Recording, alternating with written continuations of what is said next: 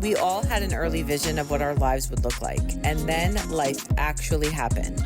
From marriage to motherhood, career dreams, and everything in between, this is Life Actually with Mary Bell. Erica Soto is a New Jersey-born, Mount Vernon-based Latina artist, entrepreneur, and founder of Enjoy Erica Art Studio, a mobile art experience brand that blends creativity, community, and empowerment. With a brush in one hand and a vision in the other, Erica transforms blank canvases into spaces of healing, joy, and cultural celebration.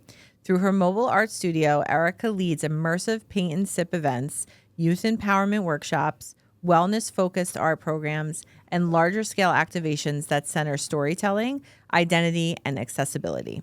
She is known for her hands-on, heart-led approach that invites people of all ages and backgrounds to connect with their creativity and with one another. Erica is a frequent collaborator with small businesses, cultural institutions, and events across Westchester and New York City, including her work as an event coordinator for Yonkers Comic Con. Her work bridges the arts and entrepreneurship, serving communities, and showing what's possible when we dare to be boldly, unapologetically ourselves. A proud Puerto Rican mother, poet, and impact-driven changemaker, Erica is building a legacy rooted in love, culture, and creative liberation, inviting the world to make something they'll enjoy. She is indeed another connection from Tony Peck's Circle networking community, and one of my favorites at that. Erica is a girl's girl. She's super supportive of fellow women entrepreneurs, always with positive words of encouragement and support. We haven't known each other a long time, but she feels like family, which, as you know, is very important to me. So, welcome to Life Actually with Mary Bell and Erica Soto. Thank you, girl. You made me sound so good. I just said to Yvette, who was on before you, I like adding my little blip on the bottom. That. Thank you for that introduction. I'm humbled and grateful and excited.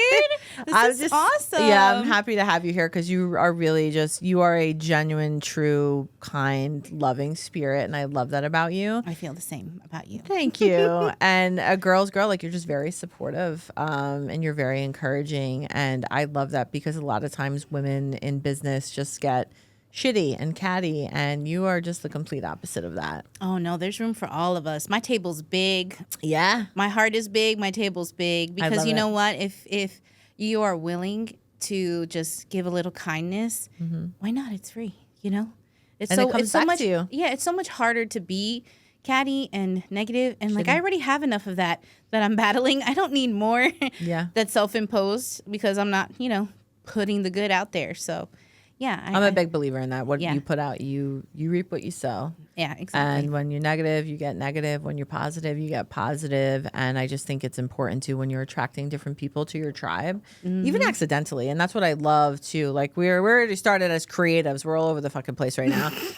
But I love that about Tony's networking community. There's a lot of people there. Yeah. But when you go to those events, you really like hone in, even accidentally, on who you really have a connection with. And you have always been one of those people for me. Same night that I met Yvette Piguero, who was here last week, it was the rooftop, and it was Nourishal. And I don't even think you remember. We really first met at the Women's Summit. I never remember that. Yeah. So, but it was only like more solidified once I knew you were part of the circle. I was like, oh yeah, I'm supposed to be here. Yeah. Mary Bell's here, and like I told you, like you were kind of on the radar for me. But then the second that I reached out to you, because that's what happened, I had a paint night, and I was like, oh, who would be interested in donating for donating for a door prize that I had, and you were very gracious, and you donated your door prize.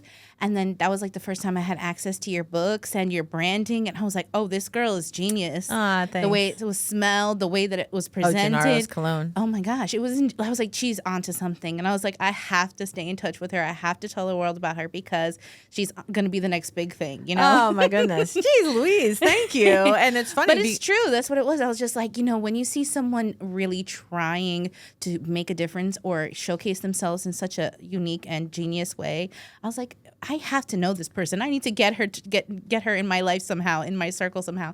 And then you turned out to literally be in the circle. Yes. Oh my goodness. And it's funny. It was Westchester Women's Summit that we met each other at. And shout out to Steph Madonia because she actually was the reason that I was there that day. and met you. And I forget, I don't know. I feel like I turned 40 and I don't remember anything anymore. Okay. It's like we're just filled with so much information. But the most important part was that we reconnected. Yeah. And you're just really, truly one of my favorites. Likewise. So thank you for being here. You have a title in my house, you know, like when you're telling, because the husband has to hear a million different stories about, you know, my dealings and work and stuff. You know, Maribel, the writer, the creative person with the daughter that I love, you know, that's how you're known too. Like when I'm describing my stories about you. It's funny because Marina, like the kids' book is coming out soon, and you know, it's the Marvelous Marina series. It's based on her. I try not to put her in too much stuff, especially because like. She knows of Instagram and Facebook, and she's like, Mom, are you putting this on Instagram again? So like I'm trying not to do things that she doesn't want me to do, and not to just oversaturate. But she is very excited for like her books coming out, and she's like the little character. Like she is a doll. She is precious for sure. She's got such spunk and like charisma already, and I'm that's all Maribel for sure. Well, that's Maribel. That's also a lot of my mother-in-law. My mother-in-law is because even my mom is like, your daughter is you with Rosie. That's my mother-in-law. So she really is a combination because Rosie has been there for a lot. Like I'm lucky that my mother-in-law comes for like 3-day spurts, and my mom comes. But my mother-in-law is just like she's a complete wild card. She just is funny. The stuff that comes out of her mouth is just like, it's hilarious. And my daughter's like that too. I have it to an extent. And I think Marina has like the sassiness or whatever. But yeah, she is a combination of both. And again, this is supposed to be with Erica Soto, but I love that about you too, because you could just tell you're a mom because you totally take to her, and you've never even met her in person. She would love you in person, Marina. But I think that speaks to your heart and like how kind you are at your core. That a lot of people, whether you have kids or not, sometimes even when they're just in the workspace, they don't want to talk about kids anymore or parenting. And it oozes out of you. Well, a lot of time, like I pretended like I didn't have kids. Like a lot of people would be surprised, like you have kids, because I always felt like there was a stigma attached to working and having a 9-to-5 job and then having to leave for your kid. Right. And I never wanted to be that person that seemed like, oh, you know, Erica, she's not reliable. She has to go off with her kid again. Just to raise a human. Yeah. No big deal. You know, keep them survived or whatever. Yeah. And, you know, I always felt like people would be surprised. I had a young face. I was a young mom. So they're like, you have a 15-year-old? I'm like, yeah. So it was like one of those things of once I had my own business, I was like, fuck that. I'm going to do what I want, how I want, show the kids, you know, all the things. You do. And you know what? I love that too, being an entrepreneur and a small business owner now. Like even I took a remote job, and in my interview, I was like, this is part of my life and my identity, and she's not in full-time school yet. So when she has to do these things, I need to be able to go do them. And on the back end, you could trust me to do whatever I say I'm going to do. I will get the work done, but I need the flexibility in order to be able to do it at like varying times throughout the day, throughout the week. Because being a mother just comes first. Like it has priority. to. Yeah, which is a great segue into our first thing, which is so funny. I really, truly, there's like a creative thing here where our minds are just about to go off on tangents. So I'm going to try to stay on my cue cards here. But when I basically ask, like before I have a guest on, I sort of give like bullet points of from what I know about you, what I think I would want to talk about. And you're a writer too. So like you gave me a bunch of really great ideas. The thing that stuck with me the most was that you explained that you had a magical childhood. Oh, it was good. I love it. Was good. That. It was like 90s perfection. Ooh. It was like wake up, have a Capri Sun, hit the road at like 7 a.m. with my bike gang and roam through the streets of Jersey because I'm originally in Jersey Ford, so it's a tiny little town. Okay. And those streets were mine. Like we were the kind of kids that you would roll your eyes because we'd be playing kickball in the street and denting in your car. And so you all of a sudden slowly see the cars start parking further and further away from our regular spots. You know, it was like a manhunt, like a 4th of July type midnight in the dark, in like a bunch of trees. You hear the bats flying and we're playing manhunt. And the lights go off and then that's when you know to get home. Do you have siblings? I do. I have a younger sister. We're only 18 months apart. So like really close? Too close. Okay. Cats and dogs close. Okay. But always down to have fun. Okay. Like she always had like that little Chihuahua spirit of like, don't mess with my sister. And I'd be like rolling my eyes like, okay, sister. And just like get her away from whatever. Like she was always trying to fight people for me. She was very protective. With my sister, yeah. And I was like the bigger, older, like creative. Oh, don't bother me. I'm writing poetry. And she's like, what are you doing? What are you doing? What are you doing? You know, always trying to see what I was up to. So the classic little, you know, sister kind of like, look at her journal. Let me check out what she's writing now, Mom. You know, running off to tell diaries, my stories. Yeah. And the dramatic music for effect. And I'd be just heartbroken. How dare you? Like, I'm almost 40 and I'm already like still traumatized from her reading my journal. Like, I hate my mom, you know, Mom, she hates you again, you know, and it could be something silly, like she didn't let me do something or go somewhere, you know, silly little quibbles when you're a child. We have a rolling joke in my family that I have such a guilty conscience, and I wrote in my diary, I must have been in 5th grade. I hate my mom. And the next day I went out and I like feverishly crossed it out because I felt so terrible. So like my sister, who's the middle child and she's older than me, she's probably, we joke too, she'll say this about herself, she's like a half a mental case because she's like, she would write that and she would have left it there so that somebody would have known what I'm she that was half a mental case. Yeah. It's the and older then I'm sister. sketching little sketches and doodles around it, throwing stickers on top, you know, like the whole thing, playing MASH like it was a MASH was a biggie. Yeah. I used to have like notebooks with my friends too. I remember like we literally would, instead of passing notes, we had too much to say. Okay. So we would literally have like a little marble notebook and pass the notebook and like in 4 or 5 periods of school, writing notes like, this French teacher's so annoying, or, you know, just random happenings that really, really didn't mean anything.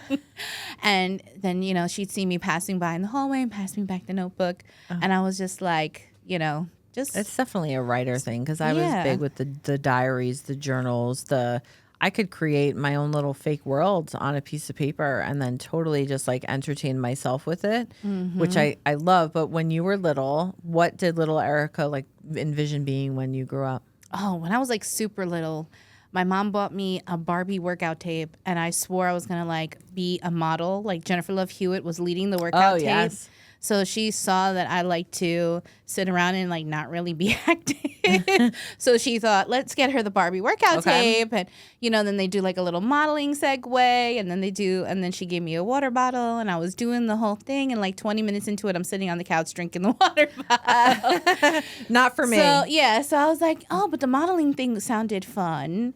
So I was always posing and just being a ham in general. Okay. But then, you know, she gave me a coloring book really young, and I was coloring in the lines at like 1 or 2 years old. Oh, wow. Okay. So always just like kind of wanted to do stuff with my hands. Never really played with toys or played pretend in that way. Just more so like to make stuff. Okay. Like for show and tell, I think maybe 1 year, I made like a big paper chain. So that was like my show and tell snake. Okay. You know, and it literally filled like a whole big garbage bag. And I was like, oh, let me bring this to school. And it was always just something weird and random.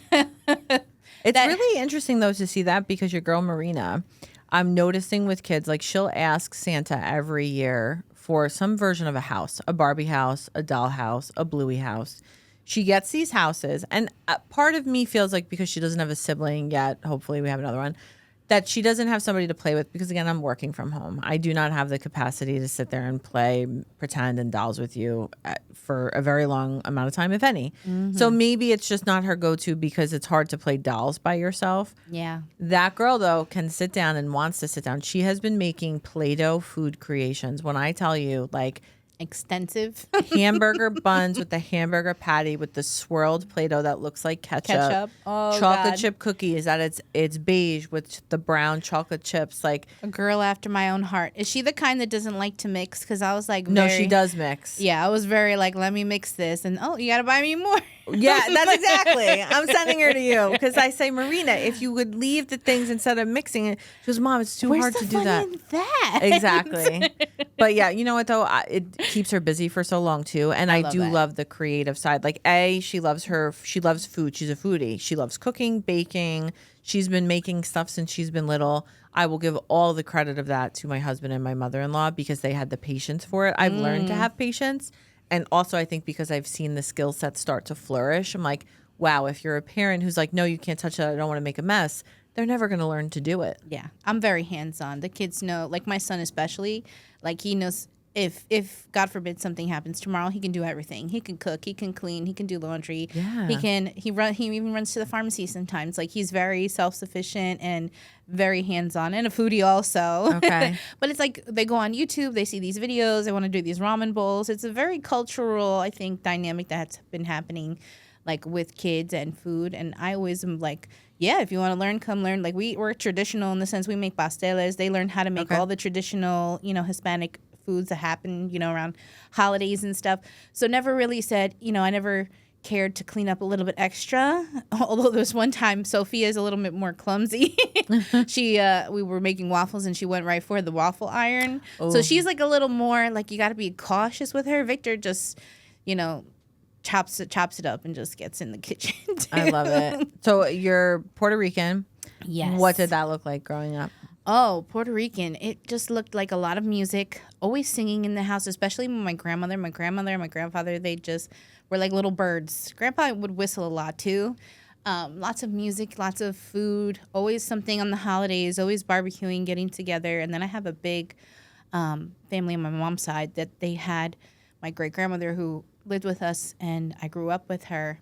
She had, I believe, 8 or 9 brothers and sisters, and then there's the families that came from those brothers and sisters. So any small gathering is never small. It's like 200 people. Same as Italian. Plus, yes. So you already know. Once there's a big family, there's always food and fun and dominoes and, that kind of get together. I love it. And it's you could just tell that's like ingrained in your spirit. You're just like a have fun kind of person. Yeah, and it doesn't have to be a lot. Like I got bougie in my old age doing like birthday parties and event planning and getting all these Pinterest like things. But for them, just being together, having a meal, that was a party. Talking about things that happened in the past, learning about how they grew up and, just hearing the old people talk. Hearing the elders tell that, how it was or what they did or just their adventures.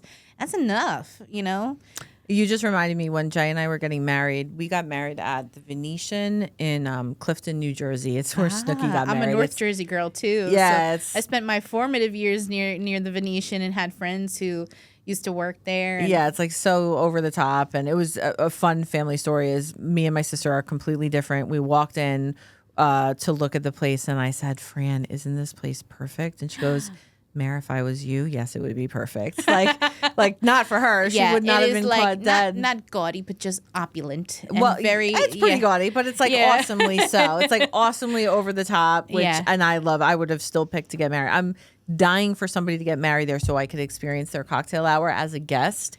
Because it was the most expansive. Some places do that they have like the people who have had weddings that you can come as a guest and enjoy. You should just reach out to Venetian. Hey, this is a good idea because that's how like my opportunities happen. I'll make some content for you. Yeah. Ask and it happens, Oh my goodness. But why did I get started saying that? I can't even remember. Talk about family, yeah. Oh yeah. So yes, thank you. So when we were booking the wedding venue, the guy, I think his name was Christopher or something. He's Chris Gormos, if I remember correctly. He said, "Listen, our place is beautiful, but there are 3 things that make a wedding. It is the people that you have there, the food that you have there, and the music that you have there." Mm-hmm. And that is exactly what you just said. Your favorite people with good food and good music, right? That's all you need. I mean, booze helps too. But, if you're trying to be healthy, living a healthy lifestyle, there can be a lot of trauma with, having maybe one too many. If you know how to handle yours. You know what? I was just talking to Yvette about that too. I keep talking about Dave, but I'm here because of Dave from No Snooze and Claudio, the whole connection. But 6 weeks, I've lost a bunch of weight. My husband lost a bunch of weight. And I stopped drinking. Not that I'm never going to drink again. But I'm a little resistant to certain things because there's times where I text Dave and I'm like, I just really want a friggin' drink right now. And he's like... Especially in the summer. Something like fruity and yes, refreshing. But he'll say, he's like, Mary, go pop a seltzer, put some lemon and lime in it, and you're going to feel exactly the same. And I'm like, right. Yeah. And he's right. Like it's sometimes it's just having that cold and holding it. And what I've learned is the thing that inconvenienced me or stressed me out, and I'm repeating myself for anybody who's actually watching these episodes sequentially, but if these are just your people tuning in now, it'll be new to them. What I've learned is that when I'm inconvenienced and I'm like, I need a Prosecco later to calm me down, when I know that I'm not supposed to go get it, I learn how to deal with the emotion as it's happening. And then I'm less irritable the rest of the day while I was previously waiting for that drink to fix my problems. And Dave helped me with that too. He's like, your problem is still going to be there after you're done drinking. Yeah. You're numbing it for a temporary amount of time. And he's right. Like I sleep better. I lost like a bunch of inflammation. So like, am I never going to have a drink again? No, not at all. So sorry. Oh, that's okay. No, but it certainly makes things like you just said too. Sometimes you go a little bit too much in the other direction, and then but that's everything in moderation. Yeah, and I've talked about being on a health journey, and that's led me up and down, and for me, it's not booze, it's food, that comforting thing. And then we talk about family, and it's readily available there at every event and every occasion and everything. So it's like when you think about balancing life and family and things, and everything in moderation always leads to something that is more beneficial than the opposite. Like well, it's like anything. Too much of anything is no good. And it's Jay and I showed each other love with food for a lot of years. So like he's a great cook and he makes delicious food, and then he'd go get my favorite croissants and things like that. And like over the last few years, I've just gained a tremendous amount of weight, and I felt terrible. And after a certain amount of time, like I remember saying at one point, I'm like, babe, can you please stop getting these almond croissants? Because I don't have self-control. I cannot have them in the house. And also I don't want to waste money on them, because if you get them, it's our money, and I don't want to just sit there and watch them, because then I'm going to be like, let me go eat it. So it's not a waste. Yeah. But I don't want to eat them. That was big growing up. Like you couldn't leave food on the plate. Right. And then they'd be like, are you hungry? And you're not hungry, and they're serving you anyway. A relationship with food is very familial. Yeah. Like the stuff we learned growing up. It's definitely a love language, and especially I think in Italian American households, Hispanic, like it's all you do that for sure. And again, I love this about this because I'm usually a lot more structured than this. But from your younger years, when you were in school, so like a little bit more than what did little Erica want to be, like what were you involved with? Did you like your high school experience? What were you involved with when you were in school? Oh, yeah. I mean, middle school was a little rough friendship-wise, but I wound up moving to North Jersey. So I went from Forts to North Jersey and lived in Lyndhurst, which is a teeny tiny Italian-American town. So I had a lot of friends it wasn't very varied, the backgrounds, but they were, very chill, very like encouraging and creatively. There was choir, there was like some extracurriculars. Like I was always into something, so I would be in choir. Like my schedule senior year was full, so I never even had a lunch. I had a part-time job. I did a little track and field, and I was like a thrower. And then I even started like my own poetry club with a friend. And even still to this day, my friends from that poetry club are still, actively doing poetry. So it was like a big thing to not have, something in the high school kind of created, and then it kind of stuck around for a while even after we were gone. So that was kind of like the building blocks of me thinking things were possible. Like, maybe if I just ask, we can get something going. Or maybe if I tried something new, it looked good on your college, resume. Like I wasn't afraid to try new things, and being in Lyndhurst, allowed me to do that, the freedom to do that and be just expressive. And then the big one was art. Like my art teacher, she was young and cool and hip, and she would just listen to you. What was her name? Her name was Geraldine. And I call her by her first name because her last name had changed over the years, so I don't know which one. It's funny when I go on Facebook, when I see married names, I'm like, who the hell was this in high school? You forget. It's 25 years ago. Yeah, and I remember her being pregnant, and her daughter is like in college now. So it's, it's like, it's amazing to still be able to stay in touch with those people from your formative years. And she just was so inspiring because, you know, she would talk about, you know, living in Germany, and she would come in and do artwork every day, and she had such an amazing style. And then, you know, I'd be like an office worker, so I'd be roaming the halls doing like sending messages to other teachers, and then stop by the art room, and she'd stick around, and I'd bring her Starburst, and we'd have like little conversations. So it's like those little moments from like a teacher, or even my creative writing teacher, Miss Klein. She was so encouraging. She started a creative writing class because of our passion for poetry. And it was just like these teachers just really being one-on-one, encouraging, giving us opportunities to go elsewhere, to even go to poetry festivals. And, you know, people really listening and taking the time to hear what we had to say, and then seeing if we could make it possible. And that was all in Lyndhurst. Okay. And so what is like your career path? So like what sort of part-time jobs did you have? What did you do in college? I worked at ShopRite. I worked at ShopRite because it was the town store. So it was easy. It was right by the high school, scanning groceries. And then if we had a late night thing, you know, it would be easy just to walk from home to ShopRite. But more formative years, I had tons of odds and ends jobs. I worked at New York and Company as a security guard. Anywhere to make money, 9 to 5. I had gotten a scholarship to St. Peter's College for writing. I think I wanted to be a journalist. I don't know what I was going to do with journalism. People would tell me, oh, how are you going to make money?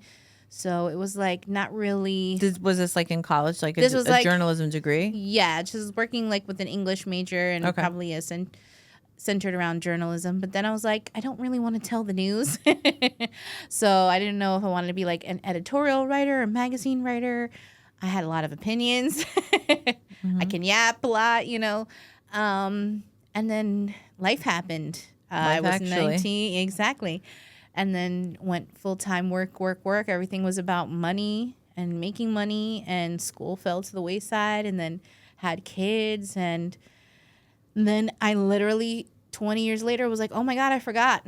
I like to write. I like to paint. About all your passions and stuff. It was like, instead of worrying about where my next meal is coming from or how I'm going to pay the rent, it's now the kids are older. Sophia's, you know, in school full time. And now I can like breathe a little and figure out, okay, I don't like where I am in my life right now. I'm dog walking amongst the million of little side hustles across the years. Dog walking, I was like, you know, I like dogs, but not that much. To be sitting there doing a side hustle for dog walking just for $100 a week. Right. I was like, I'm capable of so much more. And I had a friend who was an entrepreneur as well. She had me doing some work with her on the side as an admin, basically helping her run her whole business, learning from top to bottom how to run the business. Okay. And she was like, why don't you just go for this grant? And Westchester County had a grant that if you started your own business, they'll give you $1,000. And I was like, ooh. And she's like, she was doing fitness classes. She's like, I have an opportunity that somebody wants to do art wellness classes. You can teach art. She saw my paintings that I would do for fun. And she knew that I was like an event planner at some point. So she's like, just come teach this class and join in on Zoom, because this was during COVID. And she's like, you'll be fine. Just do it under my umbrella. And then was sitting there with a camera, not knowing what I really was doing in my kitchen counter, started teaching a class. And it turned into a business, and it turned into an opportunity, and then the next opportunity. So you've been doing this for how long? So almost 5 years now. Oh, wow. Okay. It's been a while. Yeah. All right. And so I've been to one of your paint parties before, which is just really fantastic. I brought my my daughter and my goddaughter, and we painted cupcakes. But I just loved it. Comes with the canvas, comes with the paintbrush. Like, it's a whole thing. You have music playing. You have, like, raffle prizes. And depending on where it is, there was food and drink available. So it was like, it was a really nice night out, and especially just a fun thing to do with kids too. For that particular one was a kid event. I think it was a Mommy and Me. Yeah. Yes. So how often do you have events? So anybody listening, are they mostly Westchester based? Yeah, so they're mostly Westchester based, but I'm from Jersey, and we're a mobile paint party studio, and I have friends in Pennsylvania too. So, and this is my first time in Connecticut. So, I mean, I can swing by anywhere. Yeah. Well, and I'm Hudson Valley, so I've even mentioned before like a few restaurants to contact because I think it'd be great for you to like branch out up there too. Yeah, I'm open because, you never know where opportunity strikes. And I just like being creative. I like the creative part of it, of different places and different people and different things to do. So it's really fun to find a place, be inspired by it, and say, oh, I could do a Galentine's event here. Oh, I can, have a vibe night where it's just us trying to get together and meet new people. You can get really creative with the type of events that you throw. So there's a lot of like liberation in that. It's not really restricted. I kind of like your that imagination. Too. Yeah. But it ties into nicely like when people get really invested in like the books that I'm writing, they're like, how'd you come up with this? And I'm like, just made it up, But then also I made it up, but 10 years ago I vacationed in Italy. So I took that life experience and I created my own fictional story from it. So like you could visit any of these restaurants or you could see anything on social media and be like, oh, that's an opportunity for a great night out for people, which I love because I'm so in awe of like how many different things you do. And when you send your emails of like all these different ideas, I'm like, where do you come up with these ideas? I think they're fantastic. I almost come up with too many ideas. Like I have to reel it in. Like it's a little hard for me to focus sometimes to like, hone in on what works and what doesn't work. Mm-hmm. So it's a blessing and a curse sometimes. But that's the creative side too. Yeah. Because I could do that as well. I'll sit here and like, I want to write all of these books. And like my brain's like, okay, finish the one that you started, which is a common theme among many of my author friends too. Like you'll start a book and then you'll get to like a chapter that's difficult and you're like, oh shit. And then your mind starts going to, what else can I write? And you're like, no, you have to finish like what you started or else you end up having like 18 open books and none of them finished. Exactly. That's how I feel about my journals. Like journal writing was I always felt bad if I never finished a journal. I always found a prettier one, bought it, and then just started writing in it. So, I always felt like my other journals got jealous. That's so funny. Because I always had to buy, Barnes & Noble back in the day for me was like a big, like I was always in Barnes & Noble. Yeah. Between reading, writing, coffee. And they're still kicking. I mean, they say a lot about like Amazon sort of killing the book business, which is interesting because I see both perspectives. Like as a self-published author, like I need Amazon to reach a bunch of people, but I do understand how they can kill a bookstore. But Barnes and Nobles are still standing. Yeah, but you know what people don't realize, that events are keeping places alive. Experience is keeping places alive. So if you are in a small business type of thing that you have a product you're selling, start events, bring people in. And that's why I did that. I do that with my books. Like I keep incorporating local restaurants, businesses. I love that. I love seeing you have like little pop-ups and experiences, because that's what people want. They want to connect. They want to do something different. They want to get away from the mundane, and they don't like to be sold stuff. Mm-hmm. They want to be next to a person that they like, see what they're doing, and they want to experience. Oh, yeah, I like Mary Bell. What is she doing? She's a writer. Let me see. Oh, I want to read her books. And then they buy. Right. And to be fair, that's exactly why I started the podcast too. Like I like sharing my story, but I like meeting other people. Yeah. And then like now we've completed a circle where my people know you exist and your people will know I exist. And it's just natural connections that way. Mm-hmm. It's my favorite part about owning a business is just you keep just making little steps here and there to increase your network. Yeah. As a business owner and owning Enjoy. Now, where did you come up with that name? Obviously, Erica's your name. But. Okay, so it's a little homage to my teenage crush. So back in the day, I had a crush on the lead singer of a band called Incubus, and his band had a website called Enjoy Incubus. Oh. So for a million years, Enjoy Erica was my screen name. Okay. For anything, AOL, chat, everything was Enjoy Erica, this, that, or the other. And so I was like, oh, what am I going to do? Let me think of a name. What's going to set it apart? Okay. And I really didn't want to put my name in it. I was like, well, let me just put my name in it. So it became Enjoy Erica because that was my first, Instagram username. And then I was like, well, let me make it business related so they know it's an art studio. Okay. So it was Enjoy Erica Art Studio. Okay. That makes sense. And let's make something you'll enjoy. And I totally get the enjoy part. The hardest part of this particular business has been what for you? Managing expectations of clients, of what success looks like for me. Oh, for you, okay. And then the hardest part is staying motivated and feeling like, you're capable. I did ask a different version of this question to Yvette, and it's probably pretty important here because I go through it similarly too. You could be on top of the world one day and feel, oh my God, I'm kicking ass. I have all these events lined up. I'm so excited for XYZ.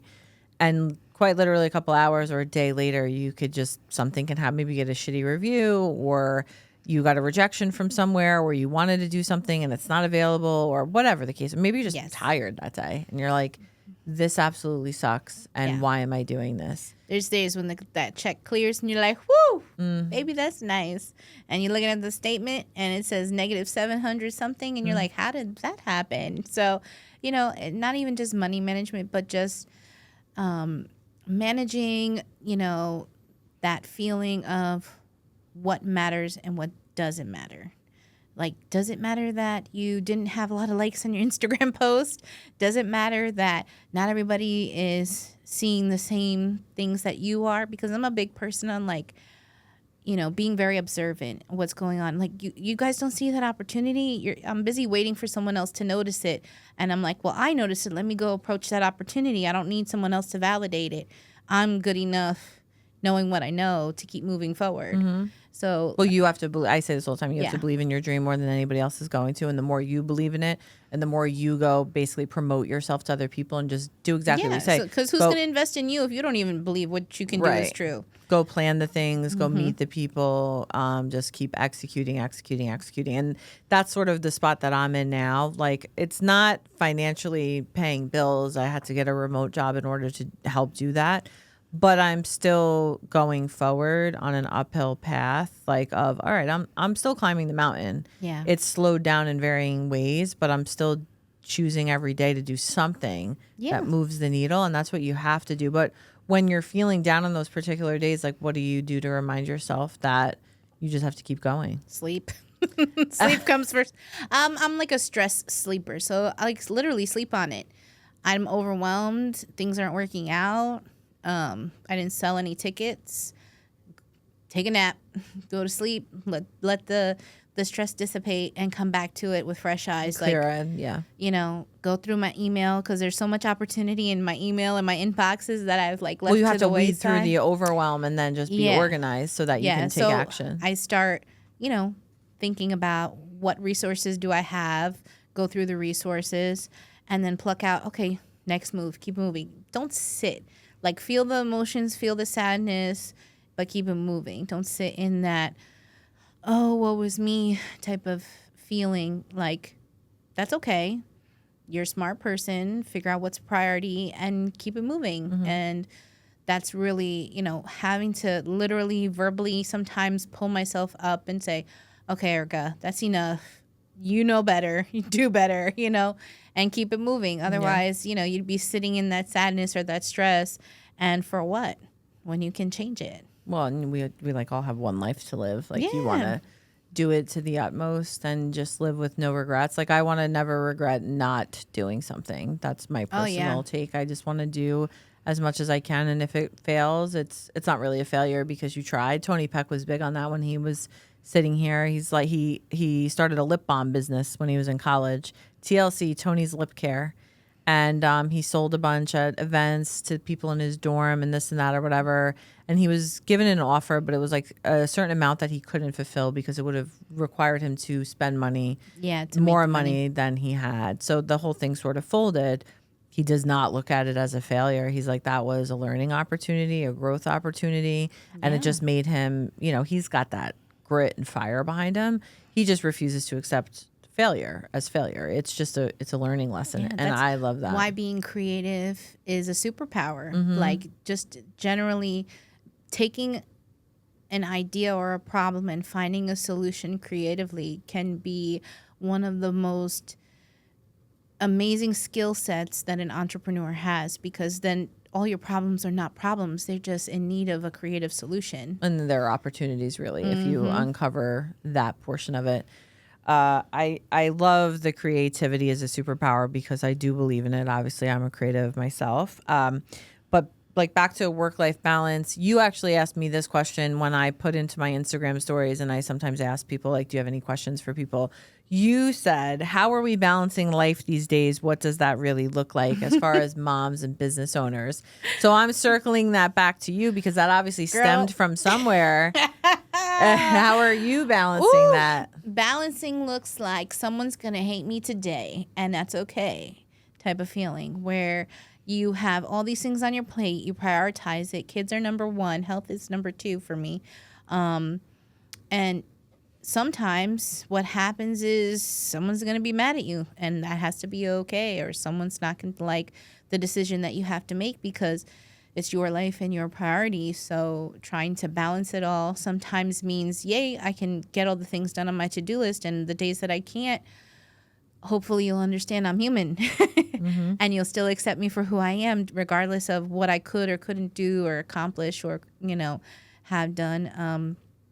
But trying to mind dump, that's like one of my favorite things to do, is just release all the things that are on my mind on a piece of paper and then just activate priority of like, okay, no, I need to get this done. I need to get that done. This money coming in is more important.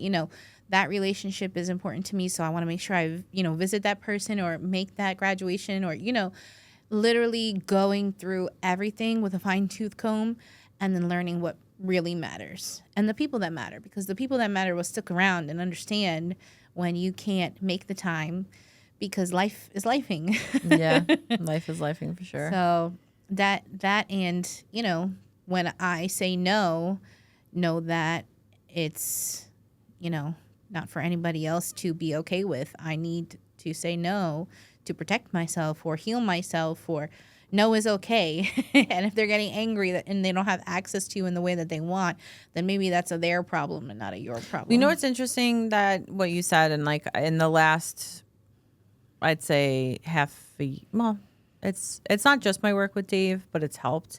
You said kids are number one and health is number two. And if Dave Regina was sitting here right now, he would write CV. Health would is say number one and kids are number two. Health is number one, because you cannot be what your kids need you to be if you're not the best version of yourself. And like, I have such a love in my heart for him because he's just taught me a lot, and my husband too. Like Jay had a whole message he sent. We have it's the Skinny Guineas is our group chat with Dave. And Jay sent a really vulnerable, awesome message thanking him for everything that he's done to help us just get more healthy. And it's not about losing weight and looking good, although that's, it's a great byproduct. It's being healthier. Like I have to go get my physical done, and like my blood work today is much better than if I was to go have gotten my physical 2 months ago. And Dave basically says that like waking up early to choose yourself and to work out and exercise before Marina gets up is stressful in its own right, but it's less stressful than not doing that. And then staying in a position where like you physically don't feel well, you are stressed, you are whatever. And then when you're trying to parent and you have all those things hanging over your head, you're not the best version of yourself. It's true. So how can kids be number one if you feel like in any way, I'm not speaking for you, I'm just saying from my perspective, I've had to say that to myself. I thought I was doing the best thing by I need to work and I need to write and I need to sell books because we need money. Yeah. I gained a tremendous amount of weight. My back stopped working over the winter. I was in the hospital. I couldn't move. I couldn't fit into I felt terrible, and I was irritable.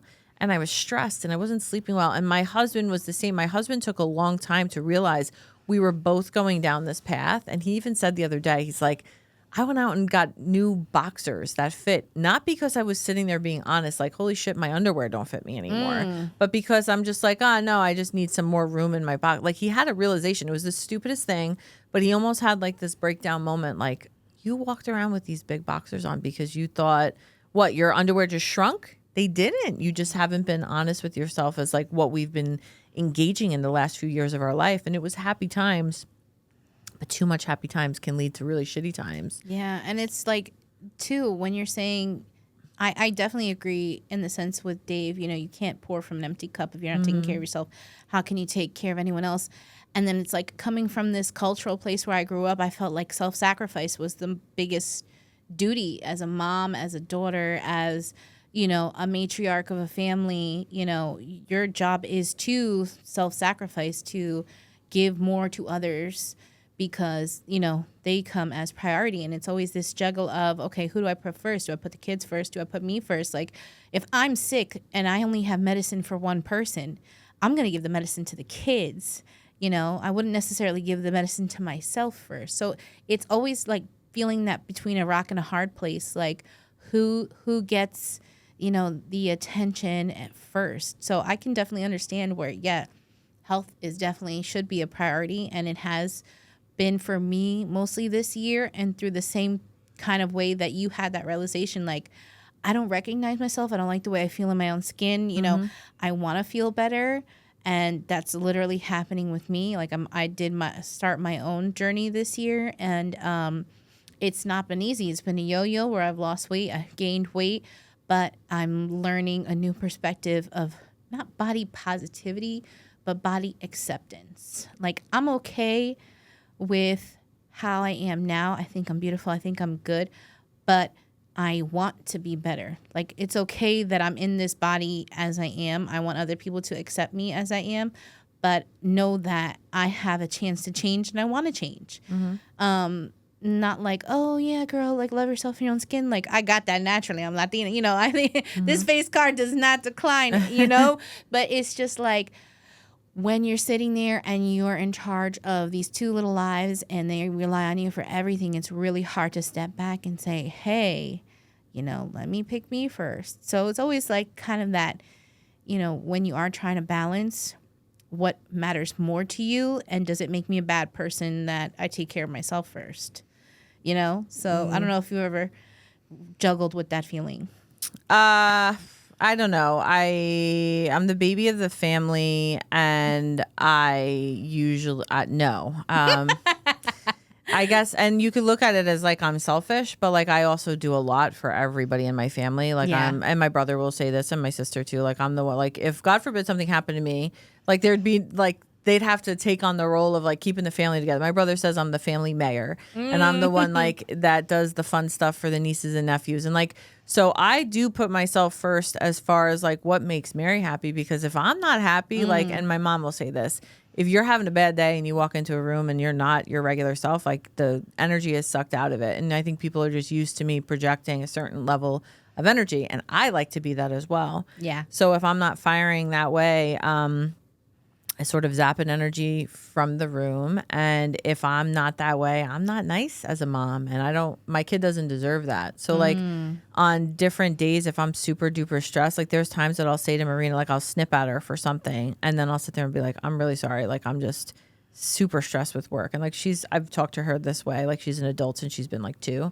Yeah. I'm like, Mommy's just really stressed. I'm the same, yeah. Guys, I'm overstimulated right now. Whatever you're doing is really going to cause me to go crazy. I'm going to go in the other room. Give me a couple minutes. Like, yeah, but I'll let myself do that like once. And then if I do it once, I'm like, I just need to keep moving on here, because like moving on as far as what is it that's causing my stress and how do I want to fix it, because I don't want to keep repeating the same behavior. So, yeah. I don't know. I do choose myself. And I'm starting to even more with the lessons like I learned from like a Dave, because that's somebody, he's been through a tremendous amount in his own life in order to be the best version of himself. And I really look up to him for that. And my husband and I are now benefiting from that same mindset change. I love that. I love that you have that openness and opportunity to talk about your experience. And, a lot of times too, even when speaking about mental health and wellness in a Hispanic household, it's taboo. You don't talk about your problems. You don't air out your dirty laundry. You don't, say what it is that's really bothering you. You keep it all pinned up inside till we're all screaming at each other. Oh yeah, no, and throwing chocolates on the wall. Like whatever. I have a big old mouth, and I'll say everything that's on my mind. That's one thing. Like, I'll never, if I perish tomorrow, everybody would know how I felt, because I don't keep anything in, which is a good and a bad thing. Yeah. But I think also that's something too. Like, I can't deal with like inner stress and turmoil of like, I'm a terrible liar.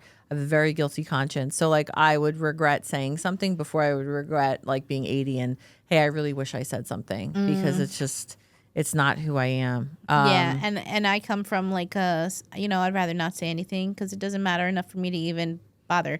The other person's not going to be receptive towards it. So it's like, if you're not going to listen, I'm not wasting my breath, Yeah, but then you carry that. Yeah. You think that you're letting it go, but that stays in you. And me and Claudia were even talking briefly before, if you don't get something out and you hold it in, maybe in that instance, you're like, all right, it'll just go away. It doesn't really ever go away. And Jay and I went through a lot of marriage therapy that I talk about all the time, where like things just went unsaid and unspoken, and it caused a tremendous amount of scar tissue for us. So now we're the complete opposite. We're like, are you okay? Is everything all right? Like we are always checking in with each other, but like we always have a pulse on what's going on, and a genuine one at that. So that's been beautiful. Big shift. Thank you. That's encouraging me to just, be more self-aware. I'm always about learning and growth and just trying something new, but never really like to the extent of getting professional help. So yeah, definitely something. I did. We both did our therapy, our personal therapy, our couples therapy. And like I was one of those people like, well, I don't need therapy. I grew up in a, whatever, like ex household, and I'm fine, and I talk about everything. But like, you still need somebody else to just like listen and help guide. Outside guidance and perspective. Yes. Yeah. It's hard to let go of that vulnerability for me. I talk with my vices. So my creative outlets is like when I would say have a birthday card for my mom, I wouldn't verbally tell her, hey mom, I love you. I'd be writing these elaborate cards like, this is what you mean to me. Okay, here you go. Like it, because that's all you're getting from me. I'm not going to sit there and say something completely emotional. Like that's how I would express myself. And I feel like a lot of times when I'm in moments of stress or sadness, that's what happens. You get art. you get that is for sure your therapy, which is actually a very good segue. If we pull out, we're gonna take a look. What do you call this painting? This one was inspired called Boss Babe Universe. It was another female entrepreneur, and we had a nice conversation, and she was like, oh, I'm having this event, you should create something for the event. And this was from that inspiration and conversation. Shout out to Kaylani of Boss Babes and Brunch. She was awesome, and that was a painting that I had created inspired by her journey and, all us boss babes out there. Yeah, it's beautiful. It looks beautiful back there, and Claudio noticed it as soon as you walked in. So, and you're matching it today, too. I know, with my pink. Fitting. I said before off air that I had my 2 Latinas coming in today, so I had to bring the heat with my pink and my fun shoes here. But we're going to wrap up part 1 now, and then part 2 is going to be just all about our creativity as a superpower, as you said, and talking more about that. So just in case anybody's tuning into part 1, where can people find you?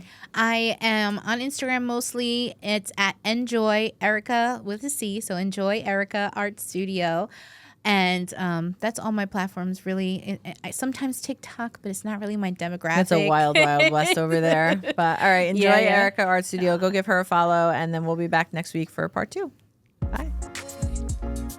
Thanks so much for tuning in. Like, subscribe, share, follow the full journey on social media at the handle mary.bell.books.